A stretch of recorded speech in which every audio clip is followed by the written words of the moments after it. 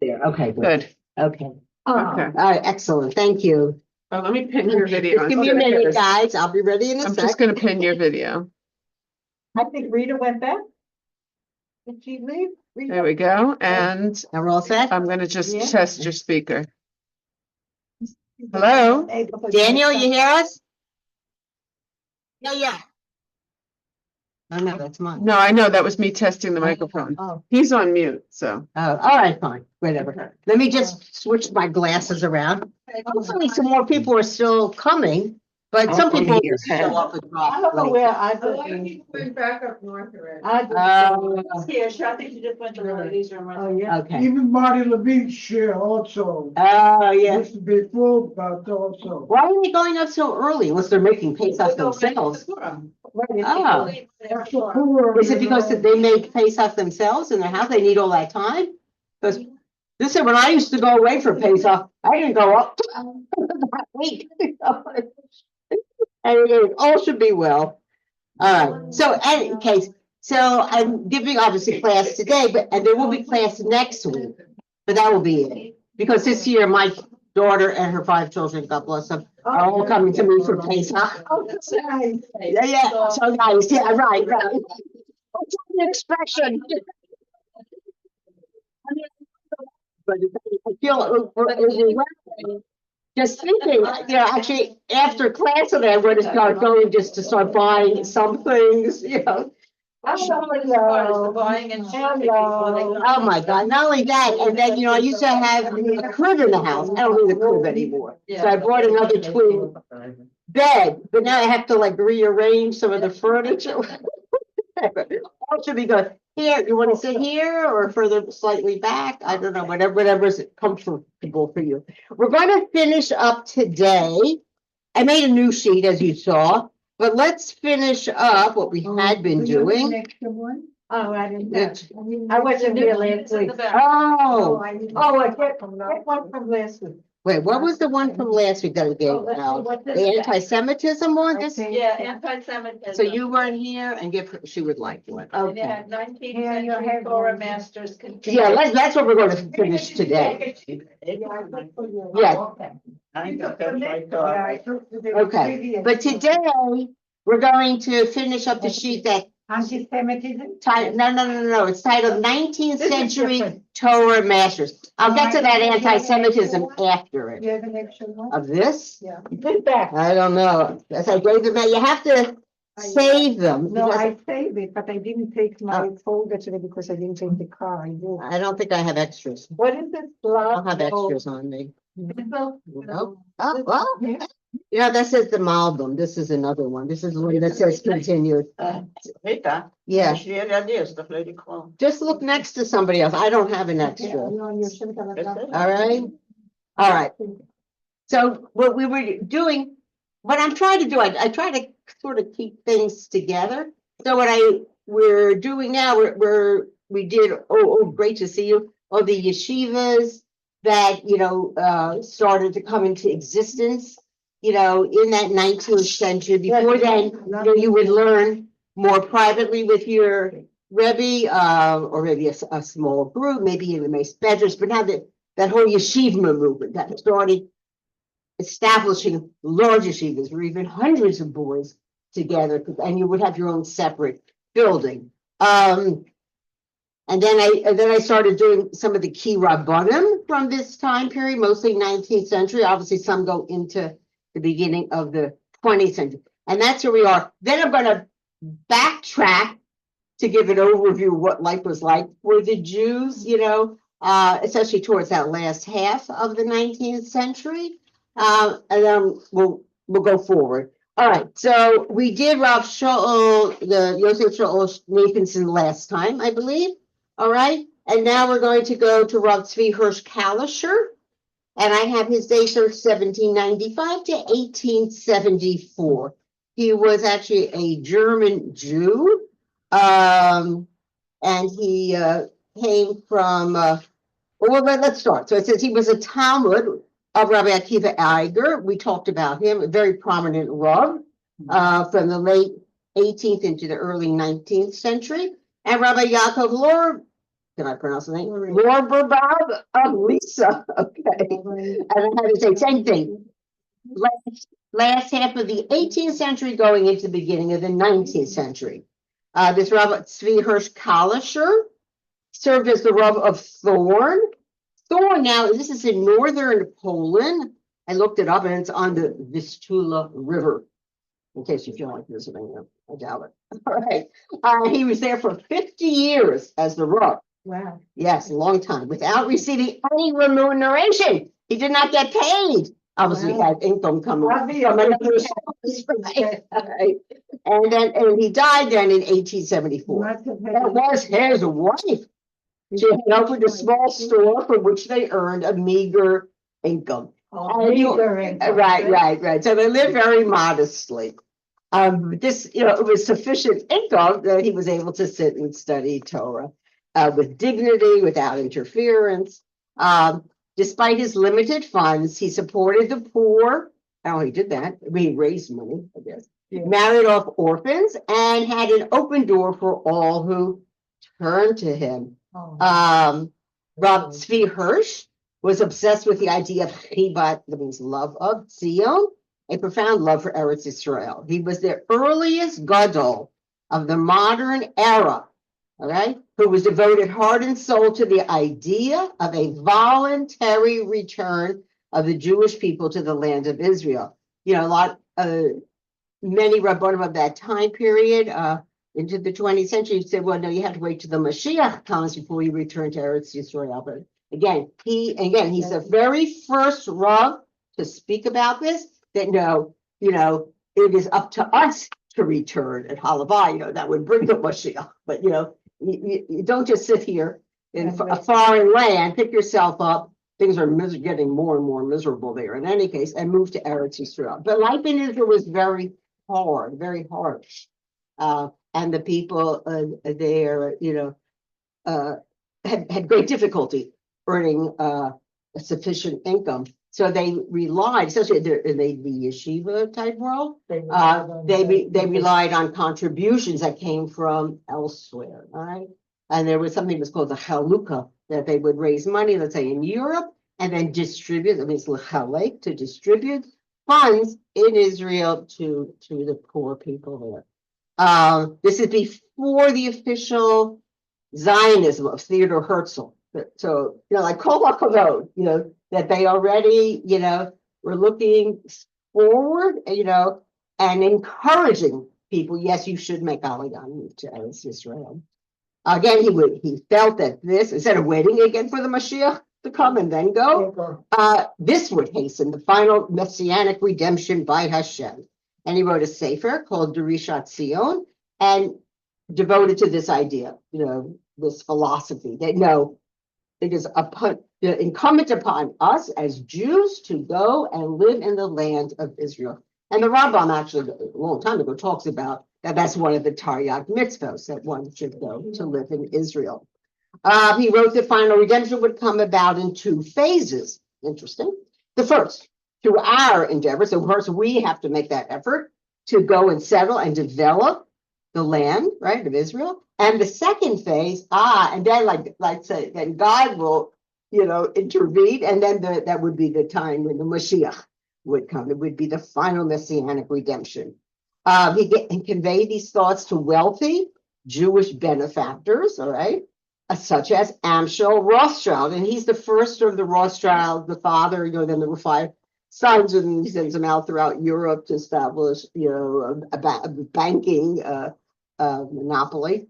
He tried to enlist their support for the cause of Yishuv Eretz Yisrael as early as 1836. I said this has nothing to do with Herzl. Herzl won't be till the end, of the 19th century. He traveled throughout Europe to try to influence others to help make his dream of settling the land of Israel a reality. So he's the first of the more modern day Zionists. He really is. And here it's a religious Jew, because, the majority of those Jews who did end up going to Israel, cultivating it, were very secular, right? They didn't want anything to do with religion, right? But they made it sound like as if it was their idea, and they want to take the credit for it. But Kol HaKavod, here, 1836 already, he's talking about this. And this will be later on not yet, but the development of the Mizrahi movement, right? To go, the religious Zionists. Let me see here. He should cultivate the land. Oh, he says this is just I look at different sources. So apparently he helped found an agricultural school, which was Mikveh Yisrael. That goes back, quite a while. And that was in 1870. Wow. So yeah. Interesting that they took the kids. Yeah. from Elementary school. I mean, I was in Mizrahi. Yeah. And they took us the trip, a class trip to McLean. Oh, To see everything, what they're doing and how they're learning more about that. yeah, but again, yeah, so interesting. Well, now also, and they want to make sure, the following of the laws of the Torah and, you're having a Shemitah year. I don't have extras because this I'd given out, what you could do is later, just go to the office and she'll be happy to run extras for you. Okay. And then this is the time period they start establishing these societies for going to live in Eretz Yisrael.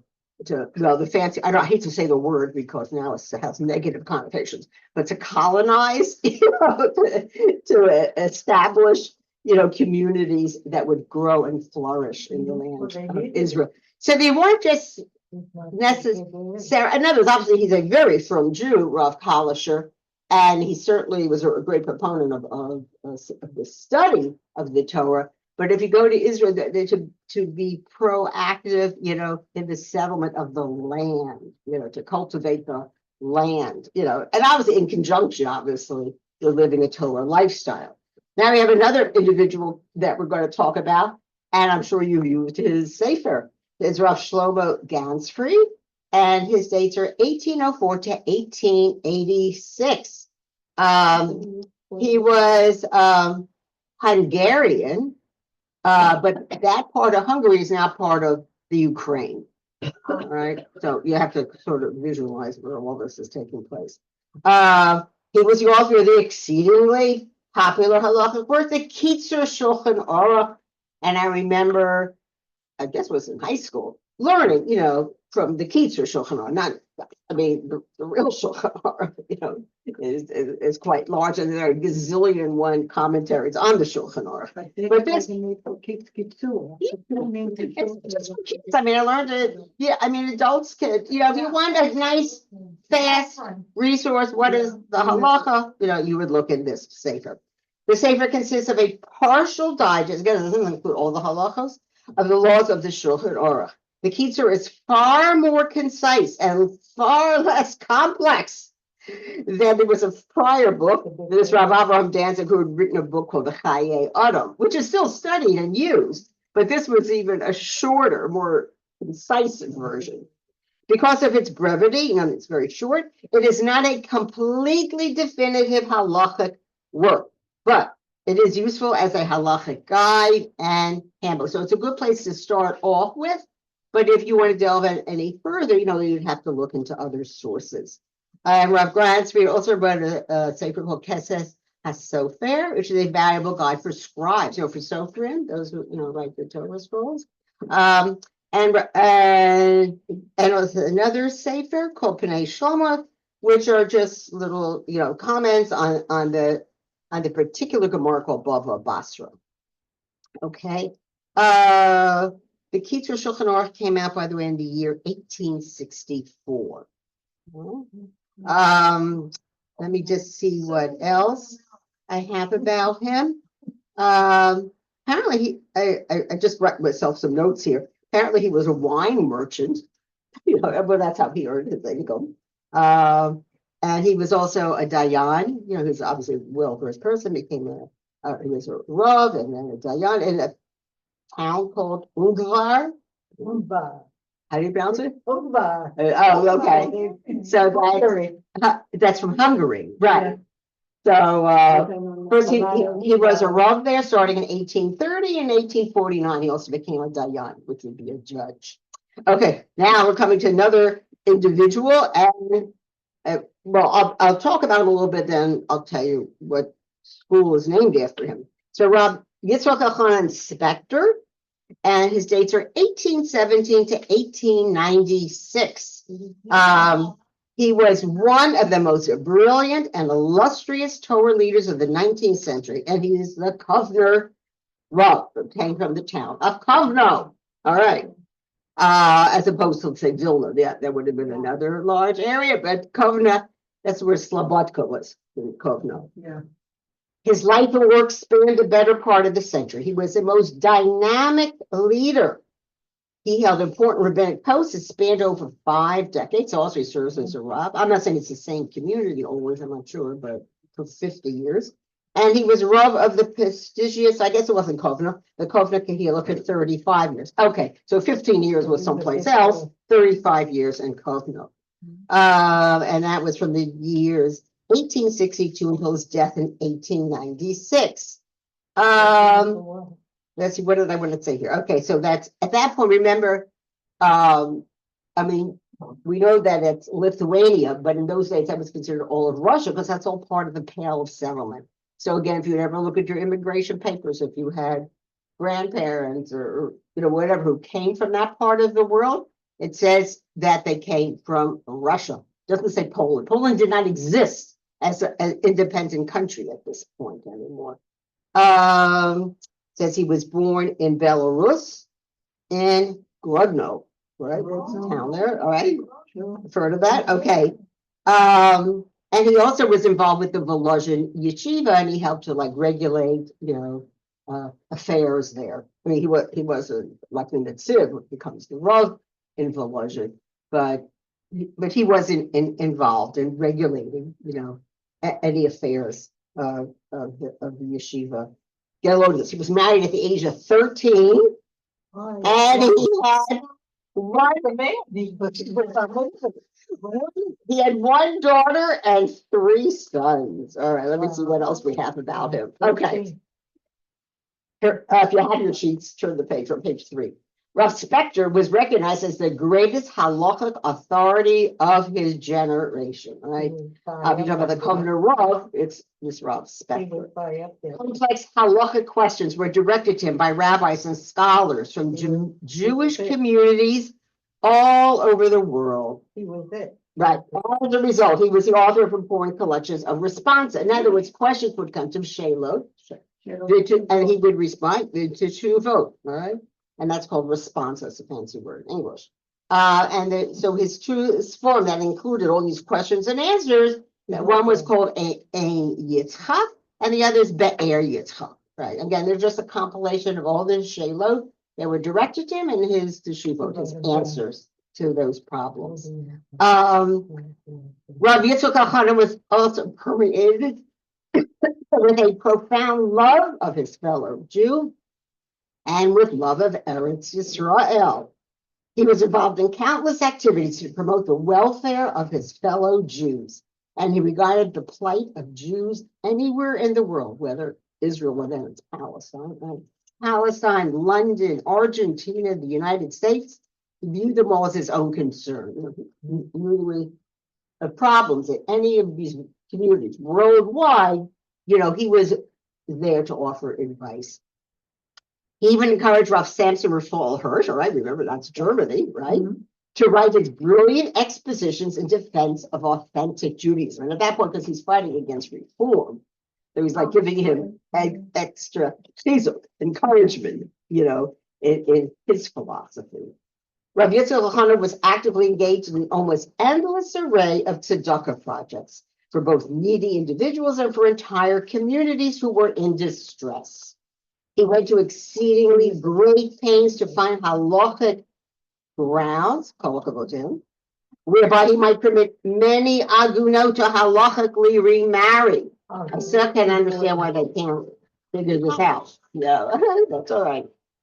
Of 158 published responses, he found justifiable halachic grounds for 155 of those women.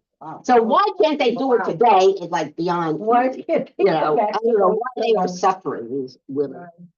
Only for 3 women Could he find no halachic arguments to grant them halachic dispensation to remarry? Rav Spector also supported the activities of the Chovevei Tzion. Again, these are one of the earliest movements of people moving to Eretz Yisrael and settling it, and further the early resettlement of Eretz Yisrael. And as a student of Yeshiva University School, so it's more for the boys, the men's division. So if you're a Samika student, you're starting to be a Rav, you're in REITs, Rabbi. It's right, Spector. That's the name who was named after. I mean, all those years I went to those schools, I never knew this. So, but now we do. Okay, here's another individual, perhaps not as well known, but also profound influence. His name is Rabbi Chizkiah Medini. Now, he sounds like he's Italian, maybe the original, I don't know where he came from. And his dates are 1832 to 1904. He was born in Yerushalayim. Rav Chaim, known by his initials as Chacham. That's what I'm saying. It sounds very Sephardic. Right. He settled in, it was amazing. He probably was Sephardic. Because he said he settled in Constantinople. I mean, Which is a Sephardic community in 1853, where he lectured without remuneration. Look how many of these kol hakavod, these Rabbanim, who would not accept any salary. Actually, it was a whole big discussion even in medieval times. Is it proper? In other words, if you were taking money from some source, then maybe you're going to feel you have to judge a case in favor of the source of your income. Yeah, So that's why, that for many years, it was known a Rav did not receive a salary. But then Nebuch, they saw. I mean, what about the poor wife? Exactly, and the children, starving at home with their little hovel. So then they said, no, it is permissible, to pay the Rav. Came from a wealthy family. So again, he then in the year 1867, he accepted a rabbinic position in Harasu Bazar, Crimea. Okay, that's Ukraine, as you certainly know, where he remained for more than 30 years, from 1867 to 1899. By the way, here I have some notes here. Again, I told you to look at different sources. Apparently, he was supported by some wealthy cousins. So I was income had to come from someplace. Those were his cousins, but I mean they were definitely Ashkenazi. He sounds Sephardic. But just so you know, so he married at the age of 18. Better than 13. And he studied under the Rishon LeZion. The Rishon LeZion is the chief Sephardic law, right, in Yerushalayim. Well, that's where they live. It's for Israel. He had one son and 3 daughters. Okay, so while he was living there in the Crimea, right, where again he was there for over 30 years, he began to write his monumental work, which is called the Stay Hemed. And so I know him more as the Stay Hemed. Again, I told you so many Rabbanim are known by their Sfarim, not by whatever their real name is. It was published it was a comprehensive Talmudic encyclopedia. Now there is today something called the Encyclopedia. Judaica, no, but there is an encyclopedia, Talmudic encyclopedia. I remember my father I can visualize it. It was in my father's house, that he had it. This was published in 18 volumes, and 13 of them were during his lifetime. So obviously he had left enough written notes, or a teacher or students, copied down his lectures, and so 5 additional ones, were also published. The Stay Hemed is a highly valued reference for use by students of the Talmud. Rav Chizkiah's great saintliness, his remarkable scholarship, and his phenomenal erudition and brilliance were known from one end of the world to the other. And it's a very excellent source of but it's like it's arranged like alphabetically, according to the Hebrew language, to the alphabets. And it's a very good resource. You could look up at any particular thing, and then you find all the responsa on that topic. I don't know, it's not going to go into maybe a whole discussion, but it will at least, it's like an indexing, as source. All right, let me see. We're going to turn the page. All right, we're going to finish this up now. Rav Hiskill returned to Yerushalayim in 1899, where he was received in great honor, as he should be. I mean, the Stechemon is a very, very well-known work. The fame of his Sfarim preceded him, and he responded to halachic inquiries, which were addressed to him from all over the world. He settled in Hebron. Okay, there it was safe then, where he established a yeshiva, which he maintained in part from his own funds. All right. Well, these are obviously funds that you got from other sources, but you know. He was known both as a holy man and as a miracle worker, even among non-Jews. So I guess even Arabs, you know, in the town would come to him, you know, for guidance, blessings, you know, whatever. And apparently he was very much respected by the Muslims, you know, in that area.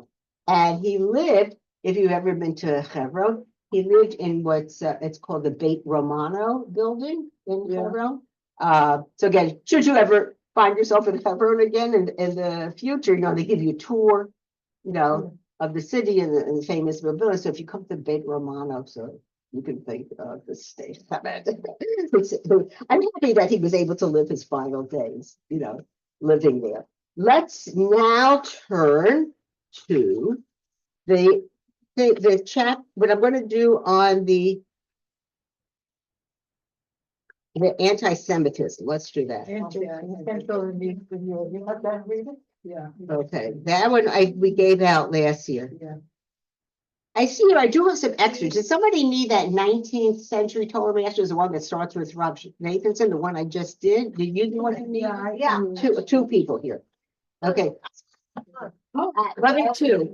There are two.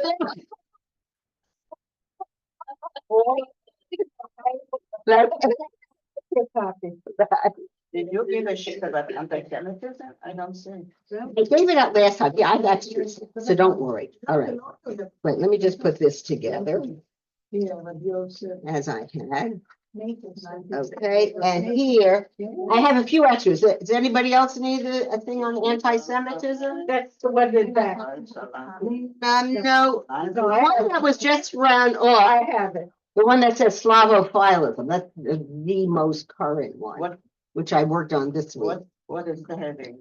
Anti-Semitism in Central and Eastern Europe, 19th century. I don't see.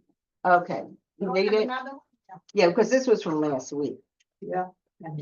All right. Okay, let me. And then we'll go into, all right, here, let me get all my papers here together. Now, this is just going to be an overview. And then I'm going to delve into it, you know, in more detail. So I'm going to hope to finish off this year with focusing then on what was happening then in the Pale Settlement in Russia. And then I'll start off next year, Mir Hashem, you know, talking more about what happened with the Jews in France, in Germany, in Italy, and England. And then we'll hopefully have Shalom give our But the class continues. yes, Mir Hashem for. No, I mean, And so there's one more next week. just one more. Yeah. Oh, then it's 2 weeks. So what about? Be sleepless at night, you know, thinking of And then- everything and then I have after to do. Right. And we renew after Pesach. No, I mean, this. Oh, this is the. Yeah, last I day? mean, I'm more, I mean, do any of you live here year round? I mean, I am more than, but you have to ask in the office or, I don't know, used to be Rabbi Green. I don't know who's in charge of the educational program now. Rabbi Green, Yeah, but he I went. But he went back in Eretz Yisrael.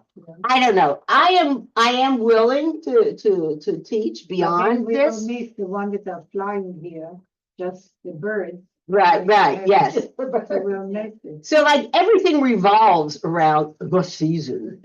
Let's get too many people in the summer. Right, so, all right, so Mr. Shem, so what will be, it's always after Sukkot, and usually it's November. November. That I that's when start. come. Okay, all right, fine. So let's just, again, this is going to be more like an overview, just to tell you what's going on in the Jewish world, the anti-Semitism, which they are facing and continue to face. All I right. love the Jews. So we're going to start, again, I'm going to give it in greater detail. That's the thing that I did with Slavophilism. So we'll do that after. But this is just a little overview so you know what's going on. So Poland, when I say Poland, again, this is a pale of settlement. There really isn't Poland anymore. This is all Russia, but it's that part of Russia called the pale of settlement where most Jews lived. Okay. The Polish nobility and middle class had always prided themselves on being civilized. Huh. Yeah, right. Yeah. Yet the Pale of Settlement, where the largest number of Jews were concentrated, suffered from both Polish patriotism and Russian reaction. So, so like the Jews are like, we're caught, and like nobody likes them. Nobody wants to. They also had something in common. Yes, lovely. The Poles were ever hopeful for a restoration of their independence. I mean, remember, we'd spent numerous lectures on the fact that there was this Polish-Lithuanian kingdom. I mean, it lasted for hundreds of years. It was a very powerful kingdom. This is when Jews, first were invited in to live there, actually, starting in the 1600s, 1500s even, and then had it all turned against them. I think the Lithuanian was the most flourishing one. That's why they. Well, no, it was a confederation. It was the two countries together made, Polish, Lithuanian, kingdom. I mean, there was a king, but then gradually, lost their power. They weren't effective anymore. And again, whatever. Then Russia, the Pale of Settlement, just to remind you, was the fact that the kingdom of Poland came to an end. The biggest chunk went to Russia. Russian troops came in, took it over. Some went to Prussia, which is Germany, and some went to Austria, all right, which then becomes part of the Austrian-Hungarian Empire. All right, so 3 different other nations, took part, but the majority of the land is taken over by Russia. Okay. They're always hopeful for restoration of their independence. I mean, I think they have a block in their heads, I guess because they want to hark back to with their glory days when they once were a very powerful kingdom, but hey, they're not. But whatever, they don't want to accept that, and Russia is the dominant force, as we can see, even to this very day.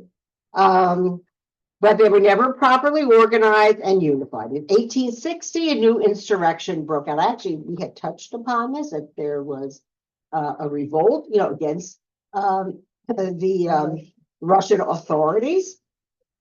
And look at this, the rabbis of Warsaw and Krakow stirred the people to active cooperation. Obviously, they were suffering, from the noblemen owned most of the land. And so the Jews were forced to kowtow. That besides the Russian authorities trying to tell them what to do, they also, were under the yoke, right, of these Polish noblemen. So I found this interesting that these rabbis of these 2 major cities actually encouraged the Jews to back the Poles against Russia. However, due to poor leadership, the insurrection failed in 1863. This is the middle of our, the Civil War here in the United States. The Jews now had to suffer from the vengeance of the Russians. Now, obviously, the Russians are furious with them that they had backed the Poles. And because they lost, naturally, we have to blame somebody. And there was a revival of anti-Semitism among the Poles. I don't think it took very much. No. To encourage them, to be anti-Semitic. Now we're talking about Russia now, but again, I mean, unless you want me to hold off, because this thing gives it in more detail. The one that says Slavophilism and Alexander III. So we'll, let's just do at least this next paragraph. I think that will make the most sense, because then this will talk more about Alexander III. Okay, well, Tsar Alexander II, okay, that his dates are 1855 to 1881, yielded in the first half of his reign to his more progressive advisors. And we learned about this for probably the first 8 years of his reign.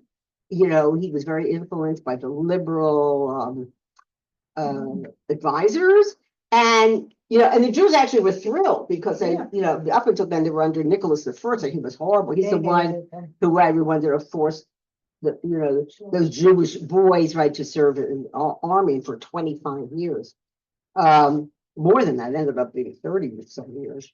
His initial reforms of but he turned what happened the second more than the second half, like the second 2/3 of his reign. He turned to the reactionary policies of advisors. Now we had another group of advisors who telling him to change his tactics. His initial reforms of the Jewish status had been motivated not by a desire to right the wrongs formerly meted out to the Jewish population, but rather as a means to hasten their Russification. So now that's why this Slavophilism idea comes up. Everything's pro the Slavs. I always used to think it was said Slavs, but it's Slavs, right? And to stimulate the commerce and industry of Russia's interior provinces. Remember, that's how some Jews, obviously these were the wealthier Jews, were invited eventually. Originally, they could not live anywhere outside the Pale. Okay, so that's called interior Russia. But then, he took advantage of their know-how, their skills, their money.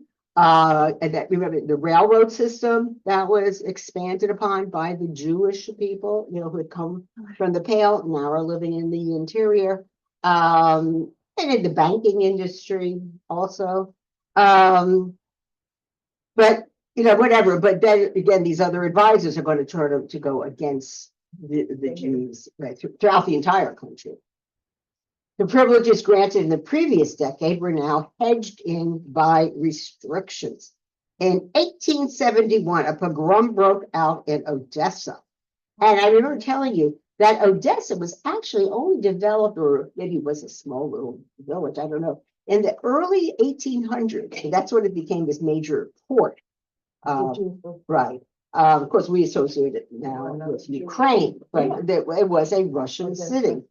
There's a very famous Russian film, something about the steppes. This probably was in the time of the battle between the Reds and the Whites or something, the Bolsheviks. And I have to look it up. I do remember reading about it, and something or other steps. And All the Russians were compared to the Jews. Well, So there was are a you reason why I surprised? loved them. Yeah, yes, right. So this pogrom broke out, right, initiated by the Christian merchants who were competitors of the Jews. A mob rioted and looted for 2 days, although was easily stopped when the police interfered on the 3rd. If you think the Nazis came up with all their brilliant ideas, I mean, here, it's happening right here in Russia. And we're talking about, the Nazis don't rise to power till the early 1930s. But they took piecework and they did the whole job. What's that? The pogroms were piecework every now and then. Oh, and this became an overall policy. The right. Nazis took a long Right. time. But I would say it was a policy, it did become a policy of the Russian government also to attack Jews. We were very easy scapegoat, right, to blame for all the ills. I'll explain that a little bit more as we go on. But unfortunately, so again, finally on the 3rd day, I guess because they're, when you start rioting, it can lead to beyond the area just where the Jews lived, or if their fires are set, it will spread out to the Christian community. Unfortunately, the government and the press made it seem that the Jews were somehow at fault. That's what you just now with October 7th, when all those Jews were so horribly, massacred in Gaza, and it's just horrible. I don't know why Israel, maybe because it's so painful. They don't publish any pictures really of what happened in Gaza. I guess it's so disgraceful. It's the horrendous But I remember thinking at the time, the very There's next day, something that on came out. October 8th, That came out October 8th, there's a movie. or yes, something. right. But I remember at the time, we're thinking, all of a sudden, they're now attacking Israel? I mean, that we had just suffered this, horrible, horrible, gruesome, attack on our population. Whatever, so we're always to blame, it doesn't matter what. It Whatever. is to blame, but there's no peace among Jews. No, that's also rebel, that's right.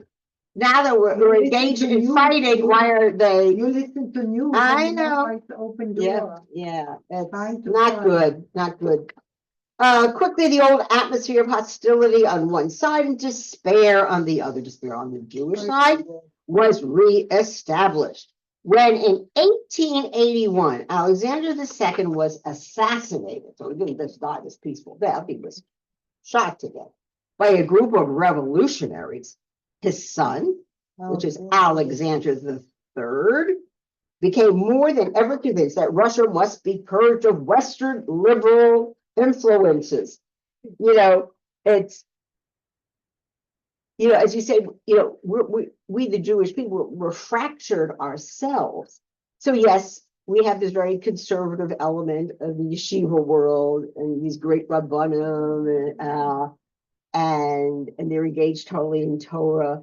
And then we had those maskilim, who wanted to overthrow really the religious Jewish life, and just, they wanted to make themselves, I don't know, we're always trying to ingratiate ourselves into the non-Jewish world. I mean, If it's an Eloi, he's entitled. yeah, he could, And right. if one that speak and drink coffee by the name of yeshiva, Yeah, he's not entitled to be free from the army. so, I'm not going to get involved now in all Israeli politics. Now we're just talking about what's going on, in Russia. What had happened is, you have to understand, there are different movements that are occurring at this time period throughout all of Europe. And it will eventually spread, obviously, to Africa and the South and other things.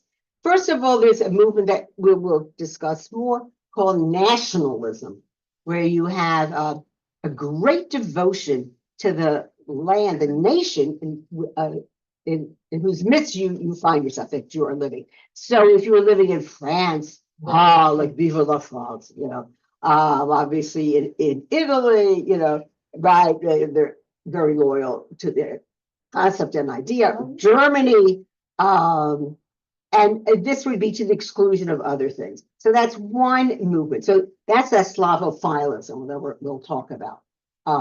People who were totally devoted to the Slavic idea, the glorious Russia. But then there's also these other revolutionary movements at this same time. So it starts off as socialism, then it becomes communism. And this, you could see why it appealed to so many Jews at the time. So many of the key people were in the communist movement were Jews, because it talked about social equality. And he had, and he had grown up like in the Pale, they were subjugated to so many laws. And so the idea, this concept that everybody, doesn't matter what your particular national background might be, but that, we are all part of mankind. I mean, it sounds very glorious. It's very, very beautiful. And also the fact that, so many people were poor. So then they came up with the idea, we'll do a division, right, of the spoils. I'm trying to, what was the expression? From each according to his means, and or to each according to his needs. I don't know, that, you should, obviously there always are some very wealthy people or corporations, but the idea is that the funds should be divvied out to all the workers, right? Or in the case of the peasants, to all of the agricultural workers. So these movements are happening at that same time, and they're like on a collision course, ultimately. And at one point they'll be combined in Russia, right? Like under the Soviet Union, but we're talking about still 19th century here. So it was a group of revolutionaries who killed Alexander the Second. I don't know. I think it was. I'm not sure if it was like in World War One. He was in an open carriage and he was murdered. But whatever. I mean, he didn't have the type of security certainly that we have today. And even that doesn't always help to save people. All right. So now his son Alexander the Third will become the Tsar. And I'm going again. This next part, I'm going to elaborate a lot more in that next thing. Maybe let's skip it because we will. I'll do more of it next week. I just did want to touch base a little bit here on what's going on in Austria-Hungary. Austria-Hungary really doesn't become a unified country until I think it's 1867. I have to check my dates. But there was an Austria and there was a Hungary. Okay. But they combined forces to make this what was then considered to be a very mighty empire, Austro-Hungarian Empire. So let's talk about some nationalism there. The Habsburg Empire, the kings are called the Habsburgs, was troubled by the problem of conflicting national loyalties. Now you can imagine Austria. That's why I skipped the next page on page 2. Oh, Okay, it's right, which says nationalism in Austria-Hungary. I mean, this country was consisted of so many different nationalities, right? And they were often in conflict with one another with different goals and aims. I mean, Franz Joseph, he was a popular emperor. So, I think he was able to draw them all into one unified country. But, you can imagine everything's going to split. So like after World War I, all these individual countries come out of the Austro-Hungarian Empire. There were the Poles in Galicia, right? And Galicia, that's where so many Jews are living. The Czechs in Bohemia, the Magyars in Hungary, and the Germans in Austria. They all clamored for supremacy over the rest of the population in their respective provinces. And I remember, reading a book, I told you once about, it's called Sisi. She was the empress. And big conflicts between the Austrians and the Hungarians, because obviously it was an empire consisting of both of those groups in particular, and all the other ones were under them. But they were in great competition, with one another. All right. Each national group wanted to organize the political and economic life of their individual province and was to profit its own members. Right. The Czechs wanted laws passed that would be in favor of those Jews. If you were in Slovakia, you wanted things that were in favor of Slovakians. If you lived, I'm trying to think of all the other countries that came out of this empire. I'll do that at greater length when we get to this empire. The only unanimity, right? The only joining together which existed among them was that of blaming the Jews for whatever was wrong. Generally, the Jews tended to ally themselves with the group which held cultural supremacy. In Hungary, they fought for Hungarian independence. I don't know why they would do that, but at the time they were very proud, to live there. But even when that movement was temporarily successful, complete economic emancipation was not granted to Hungary's Jews. So every time, we've aligned ourselves, with other countries or nations or movements, it always backfires. Right. When the movement failed, the Jews were blamed, and many had to flee the country along with the leading Magyar patriots. In Bohemia, that's, Prague, Czechoslovakia, the Jews sided with the German part of the population, which, though a minority, was culturally superior. I mean, we weren't going to ally ourselves with, the common peasant and work with, we wanted, so we were on a higher level. So we were attracted then to this higher echelon in their midst. For this, they gave the enmity of the Czechs and received no gratitude from the German. So it didn't help them. It did both sides, right. In the Polish provinces of Austria, the Poles were no different from those in Russia. As for the Jews of Slovakia, that's where Melania is from, right? You know, Trump's wife, right? She's from Slovakia. They refused to cooperate with any of the antagonistic nationalities. That is, I don't get involved. That was their thing. They remained apart in their old-fashioned Jewish existence. They were poor but self-respecting. So call can vote to them, but it doesn't last. I mean, you're gonna get sucked up into all these controversies that are going on. You want me to do Vienna? Let's finish up Vienna. Okay. Yeah. I had a friend when I lived in Rochester, and her family came from Vienna. I actually own a book at home. It's by Amos Elon. You know, he's very famous. He's no longer living. Israeli author.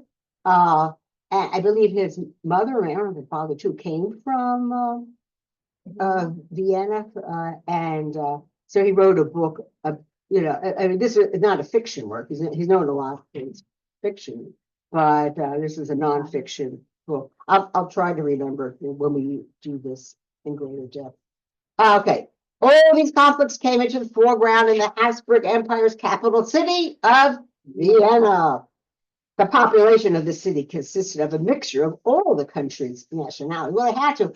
I mean, this is where the government, I don't know what they call their parliament, but, you know, would meet. So a whole, you know, groups of all the different ethnic, you know, groupings in the country, they would all had to have some representation in the capital city of Vienna.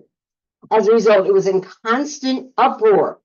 Its Jews has always been advocates of German supremacy, again, because I feel they were the most cultured, the most intellectual in Austria and in the rest of the empire. They had advocated union with the Germans of Germany long before Prussia assumed the leadership of the German Confederation. We'll do a whole thing just on what's going on in Germany. That would be for next year. They had advocated union, right. Right. Now the Germans of Austria turned on them. Austria is known, you know, to be an extremely anti-Semitic country. I think it still is. They turned on them and they called them foreigners to be eliminated from every phase of life. Anti-Semitism became a game, political as well as social, to hound the Jews. Yet in no city of Europe was intellectual and scientific leadership so much in Jewish hands as in Vienna. I'm reading a book right now. It's about 4 scientists from well, they're German, but some of them were originally Austrian. This is during World War II, or even all through the 1930s, when, you know, Hitler was already pounding the Jews, and their attempt to escape. You know, and it's actually it's very disheartening to read it, because like no other country, you know, will take them, and they're desperate, and their lives were at stake, especially when it comes to the end of the 1930s. And you know, they weren't all religious Jews, you know, but obviously they were Jewish, certainly in the eyes of Hitler. And yes, never, whatever. Okay, Emperor Franz Joseph, I mentioned him before, was grieved by the anti-Semites and insisted on fair treatment for Jews. And so in general, you know, we look upon him very favorably. He was one of the good leaders of Europe at the time. So he wanted fair treatment for the Jews in the army, where several rose to high rank. And these were like very loyal Austrians, Austrian-Hungarians, you know. Yes. The Austrian parliament and the Viennese streets also became the scene of anti-Jewish outbreaks. So it's like, he's in favor of the Jews living there. He sees their great contributions, but, you know, the general population is very anti-Semitic. Vienna had a great many Jewish students from Russia and Romania. That's interesting. As well as, well, because they couldn't we'll learn more about, they couldn't seek higher education in their own countries. So they come to Vienna, right? As well as from other lands where educational opportunities were denied to them. The only thing that saved these Jewish students from humiliation and expulsion was the respect which they gained for themselves by organizing their own clubs. That's interesting. And fighting a series of duels, I guess, to show, I don't know, their manhood, they are superior, to the non-Jews. Slowly it dawned upon the Jews of Vienna that they were fighting against deep-seated prejudices, which they could not hope to overcome in the foreseeable future. And after the Anschluss, in Germany, this is 1938, when Germany took over Austria. I mean, it was just horrible. I mean, as bad as the Germans were, the Austrians were really. They all loved her. Yeah, exactly. All right, so we shall continue. That one paragraph that I told you has to do with Russia. I think we'll do that more with the sheet you just got today. So please remember to bring your sheets, okay? This is Yeah, the one that sure. says Slavophilism and Alexander the Third. Oh, yes, I gave you. I gave. There might be some extra copies that are on the table there. So just, and I'll pick up the extras in case anybody else appears on the scene. Okay. Thank you very much. Thank you. All right, bye, Daniel. We will see you next week. We'll see you next week. Now, you think I know how to turn this off? Hey. Yeah. Bye, Malka.